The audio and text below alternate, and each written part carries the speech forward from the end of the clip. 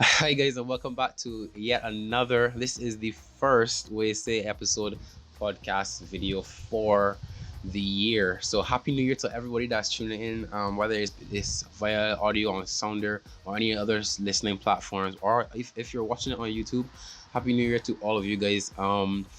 Today is going to be a very interesting one because I know that a lot of people are going through lockdown around the world right now, and I mean in Barbados we have our own curfew, so it's like a mini. It feels to me like a mini lockdown. But today I'm going to be talking with somebody that has an Instagram page that deals specifically with mental health, and I know how important that really is. That is something that is talked about constantly through my generation, and it's something that a lot of people take very very seriously, especially their love weird pages like this one. So I'm not gonna hold you guys on for it on. Not gonna make you guys hold on too long. Let's get straight into it. It's called Let's Unpack It. So let's get straight into the episode, and I hope you guys do enjoy this one. Subscribe as normal. If you are listening, follow and comment down below in the description what you think about mental health, and turn on the post notification bell. And I hope you guys do enjoy this episode.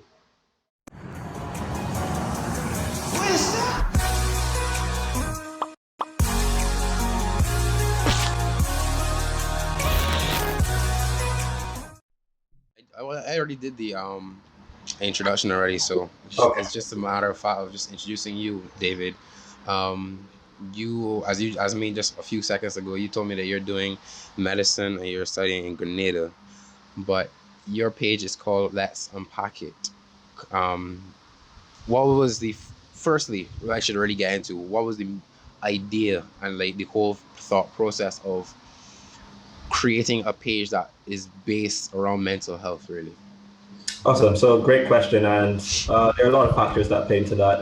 From a very young age, I was always someone who people came to for a lot of advice, Mm-hmm. who people felt comfortable with speaking to. And, that happened a lot. Moving forward, then with all of my social media pages, whether Instagram, Snapchat, whatever, I try to put a lot of inspiring content. And so I used to do all of these, the Q&As on Instagram.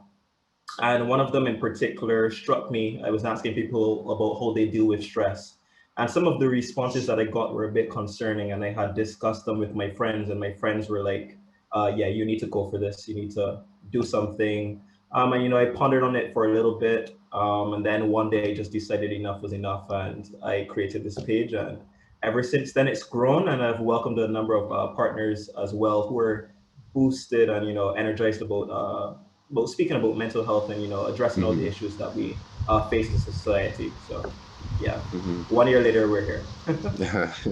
So I guess that we definitely, as people that look up to you as a role model in a sense, and somebody that, as you said, that somebody can talk to. So you obviously value and cherish the importance of mental health.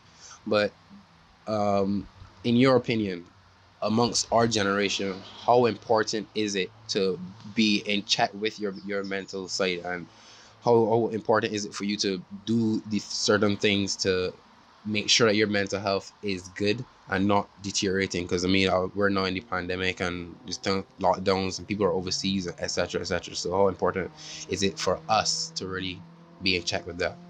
Yeah, it's absolutely vital. And for the exact reasons that you've mentioned, there are a lot of challenges that we as young people face today. And that's not to, do an injustice to what our parents and our grandparents would have faced in their time. But the unfortunate thing, fortunate and unfortunate, we have social media now. We have a lot of other challenges in terms of that come out of that, in terms of cyberbullying, in terms of people trying to find their image, finding their identity, and how that all fits into to everything. I think mental health is extremely important, especially for our students now. They're under a lot more pressure, and I think we're still in that kind of early phase. I mean, it's not too long ago when our parents or maybe grandparents even were not afforded the same opportunities that we had in terms of like furthering their education, furthering their studies. And I think, especially when it comes to education, when it comes to studying, a lot of people are under a lot of stress. and they're facing a lot of anxiety. And what a lot of people don't know is that stress and anxiety and dealing with tiredness, having a good sleep schedule, these are all things that fit into the subject of mental health. So it's not that mental health is just about schizophrenia or depression, bipolar disorder. That's not the whole picture. And that's probably one thing that I would like for everyone to understand. And so we can move forward as a society, is that mental health is much bigger than these things. So yeah, definitely absolutely vital. And it's to address it, there are a lot of small things that we can do to, just keep our mental health intact. Yeah, I do agree with you on that note, because there's a lot of things that me, especially like, you're just sitting out at home, you're just looking around all the time, you're seeing the same environment for such a long time, especially Yeah. in Barbados when we had the lockdown. Yeah. It can feel kind of long, and it just gets a bit boring. You're not getting outside. You may go outside in the garden or whatever it is, but you're not really experiencing. And we as humans, we thrive off being social, Yeah. and we if we need to communicate with people, and it's one thing to say that you have social media, but Hmm. it's not the same thing when you're literally having a laugh with your friends and playing a game or whatever it is. So Exactly. I mean, and just to get away from that a bit, how you have, as you said, you've grown, and have 567 followers, and you've interviewed a number of people now that have been brave enough to come out and talk about themselves and their challenges. Um, so as to this day, do you still receive messages, whether it's on your personal page or if it's on the Let's Unpack It Instagram page, who come to you asking you for any advice, what to do? And if they do come for any advice, what advice could you give to people that are listening or watching, that's simple things that they can do to just help keep their mental aspect in check and keep them sane, really. Good.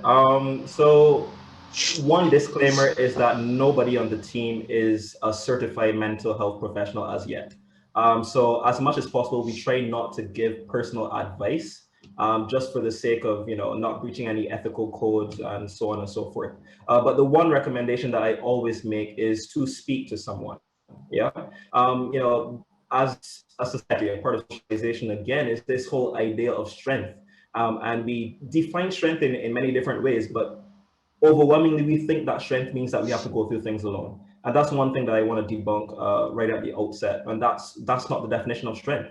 In fact, I think someone who is strong will reach out to as many resources as they can to get the best possible outcome. So that's the one thing that I always say to people, is to seek help as soon as possible. And help seeking can be from anyone. It could be you sitting down with a friend. It could be with you speaking to a guidance counselor. It could be going to a therapist. It could be seeking a pharmacological means of getting treatment, right? So that's one thing. But then beyond that is really checking in with oneself. Yeah. A lot of us have this love-hate relationship with our feelings. We love when we're on a high. We love when we're on the mountaintop. But there are times when we're going to face those challenges, and we don't like to sit with those feelings towards the point that we suppress or we repress those feelings, because we don't like to feel like we're not in control. And I think that's what it really boils down to, a level of control of one's thoughts, a level of control over one's emotions. So really sitting with your emotions and allowing yourself to feel what you feel, seeking treatment if you do need that treatment, and then of course self-care. I think that's another thing that a lot of us struggle with, is how do we balance caring for others and also caring for ourselves? Hmm. And especially those with type A personalities, and those people who always have to go, go, go. It's very hard for them to find time for themselves. And I think that's what's really important, because it's in those times of just relaxing and of spending quality time with oneself and treating oneself, that you really discover who you truly are, and you become one with what you're feeling, and then you can make a move to address any issues that you're facing. So yeah, those are my quick tips, I think, for anyone Hmm. dealing with a mental challenge. Yeah. But I mean, as easy as it is for somebody that may be able to do some of these things, I know that especially amongst our generation, with Twitter and social and Instagram and all these other social medias, Yeah. it's so, you put yourself out there, and it's so easy to be ridiculed but for something, and we're especially I don't know, take this to the male side of everything now, where Yeah, a lot of males are tend to be seen as strong, and that's something that has been ingrained into our society. Where now, if a man is not really, a man doesn't tend to show his feelings, but if is showing his feelings, he's seen as weak. So, um, how do you get more men to come out and be braver, to really be in tune with their emotions and their mental side? Because it's so easy for people to be afraid to come out, because they can be ridiculed and feel afraid that they'll be laughed at, and then they then struggle by themselves and have to deal with it by themselves. And I mean, as you said, that's not something that is seen, that it should be seen as strength. So yeah. what do you think that more men could do to get over that hurdle, to really come out and deal with it? Yeah, that's a very excellent question, and it's something that still perplexes a lot of people. I say that this particular issue is multifaceted, and we need to go back in our history and really sit with our history and understand why do we think the way that we think. I think certainly in a Caribbean context, a lot of us are afraid to discuss slavery because we think that slavery, when we talk about slavery, we're going back instead of moving forward. I would say quite contrary. We need to go back, have a look at history so we can move forward. And some of this issue comes from socialization. This issue is rooted in slavery. The perspectives that men were just tools, just moving from place to place. They were made to just impregnate women and to go into a field and work. That was Mm-hmm. the extent to what a man was. And so there was a need really to hold one's image in high regard, and there was a need to prove oneself. Flash forward to the society that we live in today. Using the same Twitter app, there are a lot of females that I see that say that they prefer a man who is intact with their emotions. Mm-hmm. Yeah, to a certain extent, that's true. Yeah. But then there are also a Yeah. lot of females who don't like that. Or when the man that they like, their partner is going through a struggle, and he approaches them, then they face the ridicule. And so we have this issue with a sense of distrust because the ladies are saying one thing, but then when we do share with them, they're not as easy to receive. And that's not the case for everyone, but that is sometimes how the man thinks. Beyond that, as well, is this thing that I think a lot of men don't like to accept is that we seek our approval from one another. Mm-hmm. Let's take the issue Yeah. of health, for instance. Men who do not go to get prostate checks because they're afraid that when they talk about prostate checks to another man, that he will Yeah. ridicule him and that there's some kind of link between going for a prostate check and one's sexuality, which is really and truly not the case, right? Mm-hmm. And so, in that sense, we do seek approval from one another. And by acknowledging all of these things, then we can move forward to make means of how to address it. Number one is education, right? A lot of us do not, approve of things or accept things which we don't understand. And I think overwhelmingly that's the problem that we face as a society with mental health. We don't fully understand it, and there's still a lot of things that we don't know. And so it's hard to discuss it, and it's easier then to create a stigma surrounding it. So number one would be to educate people as much as possible. Mm-hmm. Number two is to get men to help men, right? Mm-hmm. When we realize and we have other men who are stepping up and speaking out about mental health, when we have men going into jobs which are directly involved with mental health and are therefore able to help other men cope with their mental health issues, that is also significant. And then the third thing is then sensitizing our community to this. The more education we have, the more people that are willing to share their stories, the more legislation and policy that we have that surrounds the issue of mental health, the easier it is to discuss. And once we can have meaningful conversations about it, I do believe then we can change the whole trajectory of society in general, and then particularly Mm-hmm. as well men, their approach. Yeah. I know I totally agree with everything you just said in terms, because it's something where that a lot of men do find it very hard to then talk to other people about other men, especially their friends, male friends, about it, and then they don't have the bravery or the courage, and then it's like you keep it Yeah, inside, and then it's like you suffer and you suffer and you suffer, and then trauma comes, and then it impacts them later on in life. But I'm gonna shift it on because I want to be fair, you know. And I want to all put all the focus onto men, and I know that females do have their own struggles, and they do suffer stuff as well, as just as much as men do. Yeah, Um, whether and I know that it's now in a society where a lot of females and women have, you know, it's known in history where women have worked their way to now being in jobs, high jobs, and have worked hard to get to where they are. And there are a lot of single parents, single mothers that are working two and three jobs, etc. Um, and I know that that is something that impacts a lot of people, and a lot of women then, if they do some of these similar actions that a man may do, they also do get ridiculed for it as well, yeah. and it then impacts them mentally as well. So then, as you said, they distrust, and there's no real empathy towards them for have doing the same thing that a man would do, where in a sense they should just be equality really.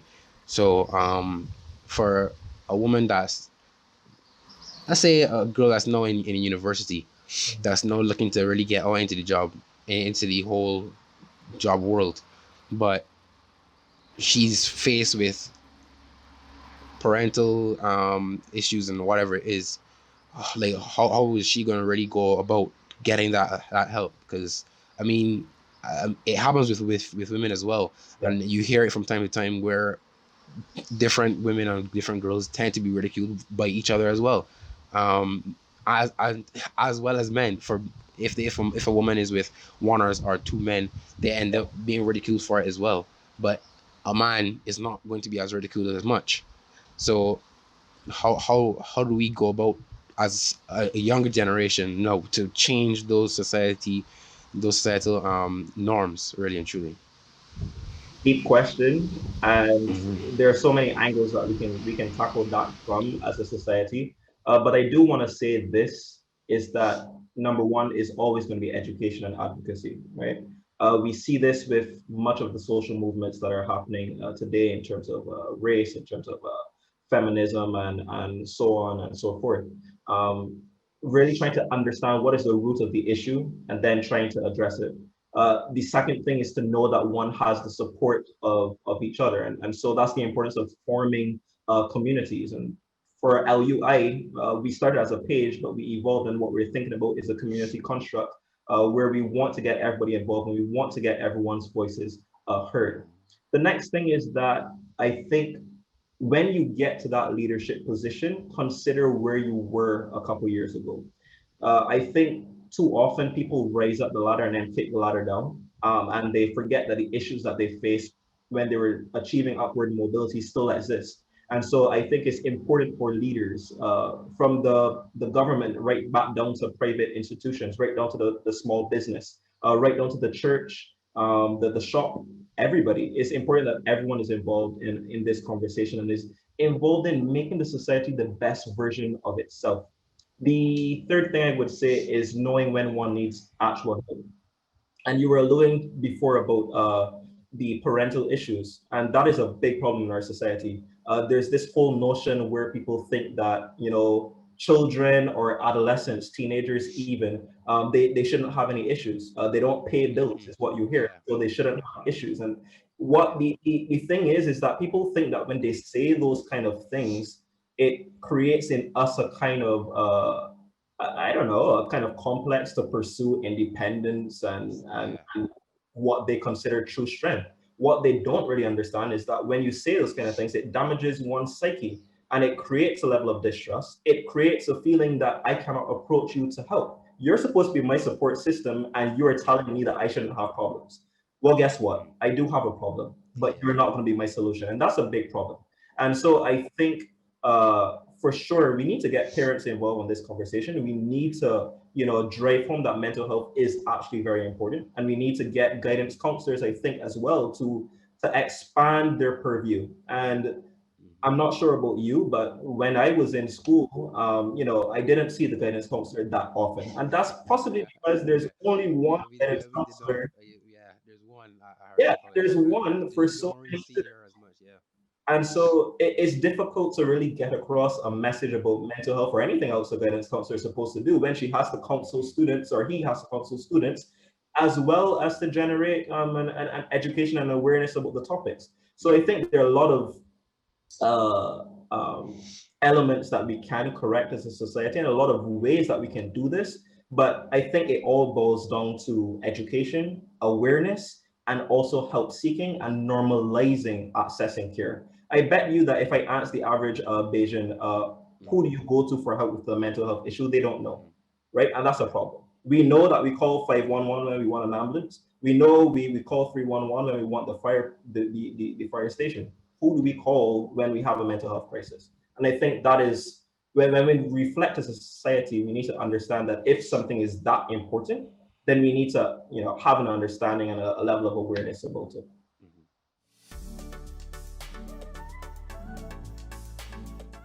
I mean, you just spoke about who do we call really and truly. That's something that was on in my head as I was just listening to you as speaking about it. Um, and you spoke about educating people, whether it be ourselves or whether it be our parents. Yeah. But for people, whether it's our parents, whether it's us that are in early relationships or whatever it is, with partners, etc., it is something that's known where people always say, don't try to help or heal the other person that's in a relationship, right?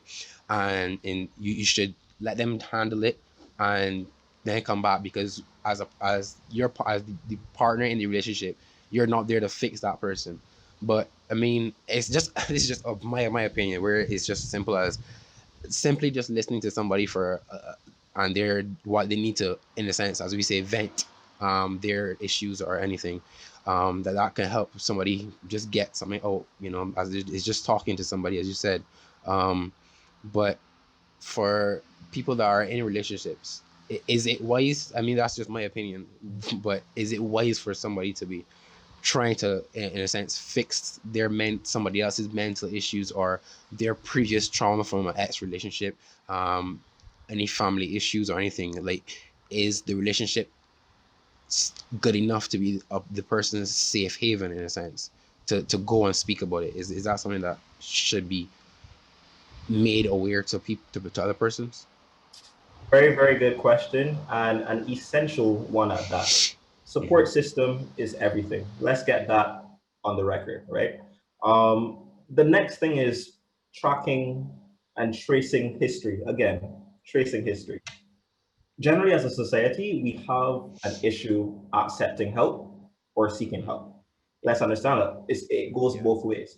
And so this is as vital to the person giving the help as it is to the person receiving the help, right? It has to do with one's thought process. And that's why I would always say it's always a good thing to be a friend with someone before you get into an intimate relationship with someone. Mm-hmm. Even in, just a friendly relationship, just friends, just talking, you need to understand, how does that person show that they need help, and what type of help does that person need.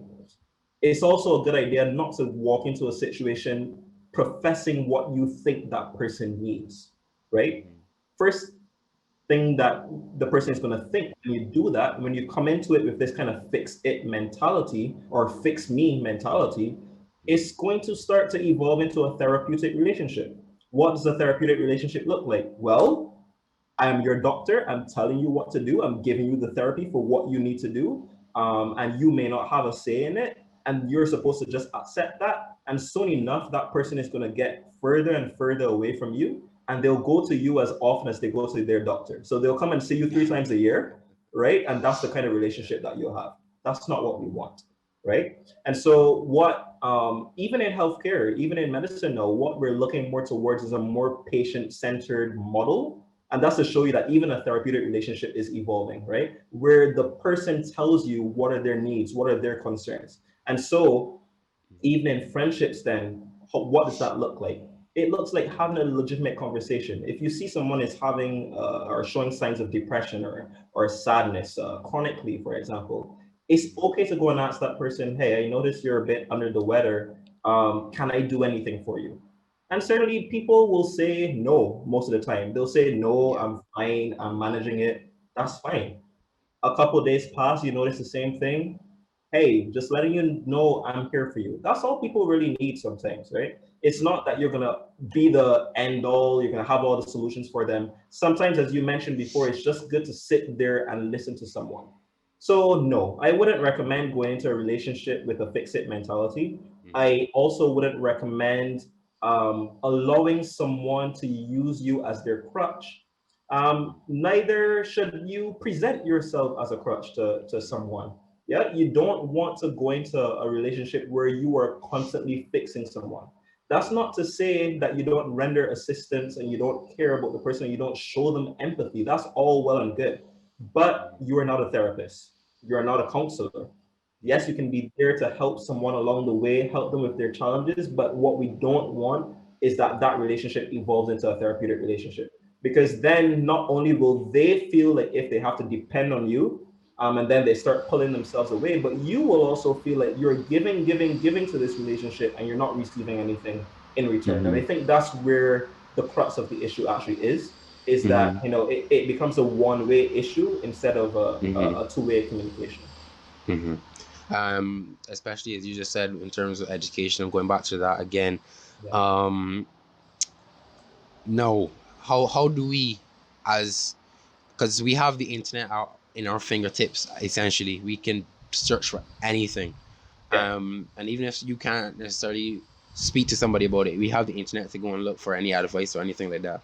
Yeah. So how do we, as a younger generation, and even the government and our parents, how do we educate ourselves, one, and how does the government help to make more people aware of the importance of mental health, and how do we go about like making that change? I mean, I saw you at the um you report, right? You Yeah. report, right? But that's a bunch of like influencers. So as well, how do influencers also help? Because I mean that a lot of people tend to look to the celebrities, the influencers, for any added guidance in a sense, but it's not really guidance. Where as they are, as the word is, they influence you in a sense. Yeah. So how can they also be contributors to educating us to know and value the importance of mental health? Good. An absolute great question because this is something that we need to move forward. I would like to start with the government because I think it's very important that the government legitimizes this movement. I think, first of all, for people to appreciate that mental health is a legitimate concern, they must have the statistics to go with it. I think a problem that we face in the Caribbean overwhelmingly is that we do not have good use or good access to statistics. I think often you would know from going and doing research for certain subjects Yeah, at school, when you yeah, go onto Google and you type in something, the first thing you're going to see is American statistics. Then you'll see Europe, and perhaps you'll see a European assessment of the Caribbean, far removed, yeah. right? Or I you'll get that. see some statistics from all the way back in 1980, which are probably not relevant to today. Yeah, That's step number one, legitimizing the issue by having statistics and records there for people to access. yeah, The next thing that we can do is to evolve the product in terms of at schools, at secondary schools, at primary schools, at tertiary level. We need to have more guidance counselors. We need to expand the purview of guidance counselors. We need to have topics of subjects about how do I approach studying, how do I approach test anxiety, because these are real things that people are dealing with. yeah, From there, we can expand to community centers and churches and so on and so forth, having this discussion so everyone is on board. Launch a campaign, launch a poster competition, launch a scholarship, whatever it takes to get the message out. That's how we get it into our schools. Then, especially at our tertiary level institutions, we need to build up access to mental health services. I think there are people who complain all the time at the main university in Barbados that they want to see someone, but the system is overwhelmed, or that they only have a few people managing for so many students. So we need to have a good ratio, and that may mean incentivizing people to get involved in careers which are, impacted or which deal with mental health. So, more scholarships for people who want to study psychology, more rewards for that. a better track to move straight from university into an internship, into a job. Those kind of things are absolutely essential. As for the everyday man and for the influencer, I think taking the time to go do a little research. It may just be going and watch a YouTube video. It may be scrolling through our page, getting a little education, because realistically, we're not creating new content. Okay, Yeah. we're not doing intensive research and clinical studies and those kind of things to get information. No, we're going online, we're doing our research, and we're repackaging it to let everybody else know what this is all about and making it, a better kind of package. And I think that comes down to communication. It comes down to understanding the audience. And when you understand that those between the ages of 15 to 24 are at the highest risk of dying by suicide or attempting suicide, then you start to understand that this is the real target group. And it makes sense, because if we can impact people from such a young age, Mhm. then they become their own influencers. Then they start to, pay attention to mental health, and they'll take it seriously for their lifetime, and they'll pass it on to future generations. So I think if we start with the young people, how do we influence them? How do we host competitions? How do we package the information in a Mhm. palatable and engaging and exciting way? Then we can, Mhm. have serious discussions about mental health and make significant progress.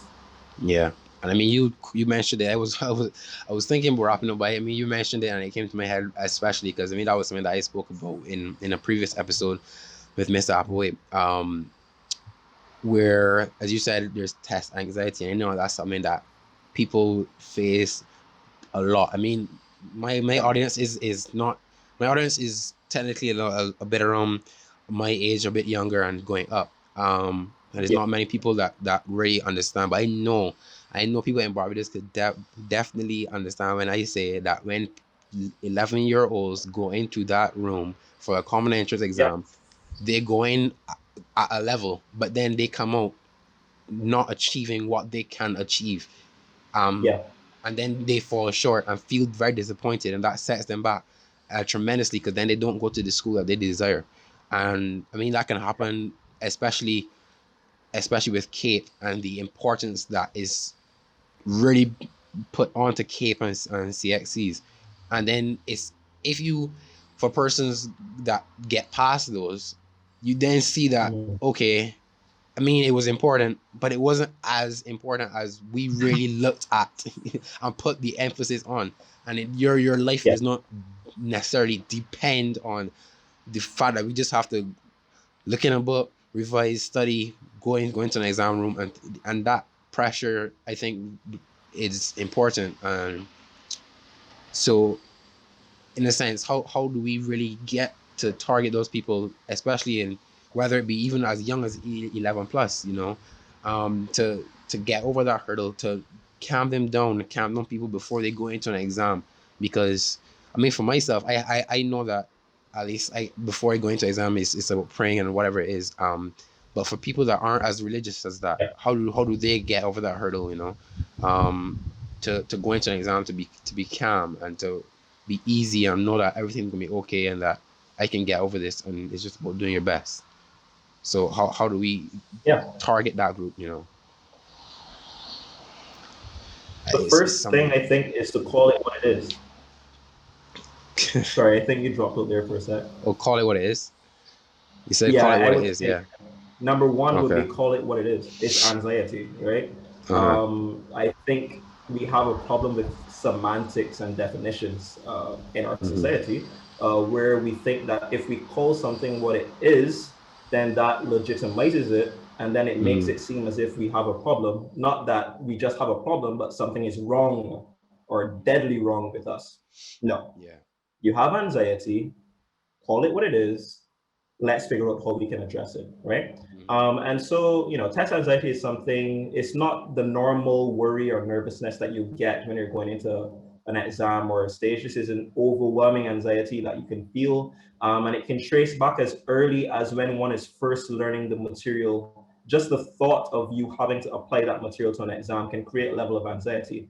For some people, it could be triggered at the moment of the exam. It could be triggered 2 weeks before. It could be triggered months before. So that's an important thing to understand. The next thing is to understand what are the symptoms.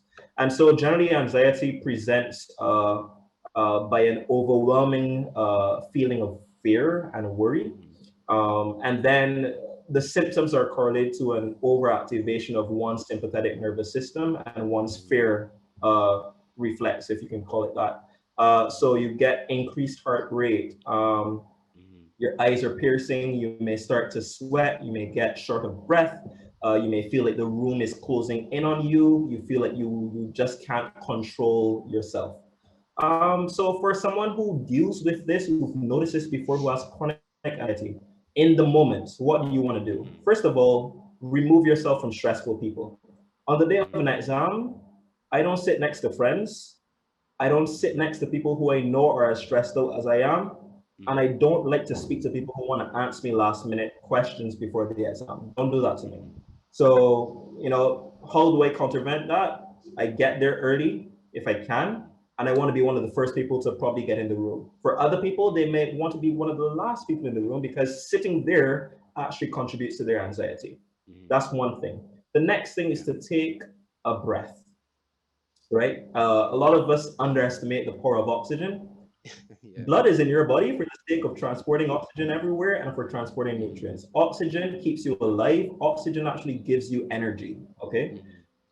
When you take a breath, a deep breath, and you just take that moment to take, 4 seconds of a deep breath and hold it and then release it, you're getting oxygen to the front of your brain, your prefrontal cortex. And there is where you can get rational thought. So when you take that deep breath, you can be able to, regain control of the situation and actually think, okay, I can bring myself back to a place of calm. Yeah. And then beyond that, if you do not feel prepared for an exam, don't take it. Okay. Especially if there's an option to, take a completion exam or something. If you're feeling overwhelmed and you really, really are not great to do this exam, then find a means where I guess you can't take it, take a medical excuse or whatever, and seek help for that issue, okay? Because anxiety is something that we can treat, yeah? And beyond that, from a global perspective, off of that topic, that sentence rather, about anxiety being something that we can treat, actually going to get help before this actually becomes a major issue. So it may be going to see a therapist. It may be they teach you some techniques to overcome. It may be, them giving you some kind of, tablet or a drug that you can take moments before an overwhelmingly anxious time. And then beyond that, I think it's just, just educating oneself and, preparing as best as possible for your exams. A lot of the anxiety and worry comes from not being properly prepared or one feeling that you haven't done enough. So if you do enough, then that's one less thing that you have to worry about. Yeah. Well, I mean, David, it was an interesting chat. I mean, I hope that I can get this video out to as many people. I know that people tend to listen from all across the world. So I mean, that's them. But I mean, I really want to see if I can get this video and episode targeted to Bajans, especially, because I know that that's a topic that happens. I see it a lot on Bajan Twitter, especially. So I mean, that I do think that's something that's really important amongst us as a generation in Barbados. So I mean, once again, I say thank you for joining me on this Wasted podcast episode. I mean, it was an absolute pleasure to speak to you about this. I mean, it's something that's very important, and I think that should be valued a lot more. And guys, go and follow Let's Unpack It. They will be all in the description down below.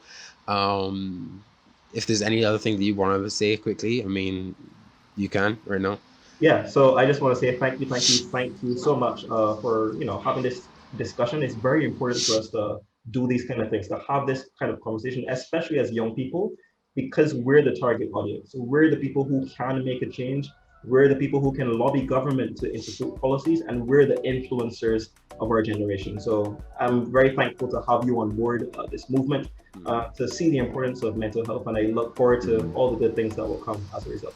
Thanks so much. Well, yeah, thank you again, David. And me, as I said, guys, go and follow Lesson Pack. Is only on Instagram, or is it on Twitter as well? We're on Instagram and Facebook, and we'll be Facebook. launching a website and podcast very, very soon. So you can Yeah. look out for that. So look out for all those guys. Follow their Instagram, follow their Facebook. They'll be all in the description down below. And subscribe if you are new as well. Hit the bell icon. And thank you guys once again if you're listening. I hope you guys did enjoy this episode and see the value and importance of mental health. And I will see you guys for yet another Wuh Yuh podcast episode.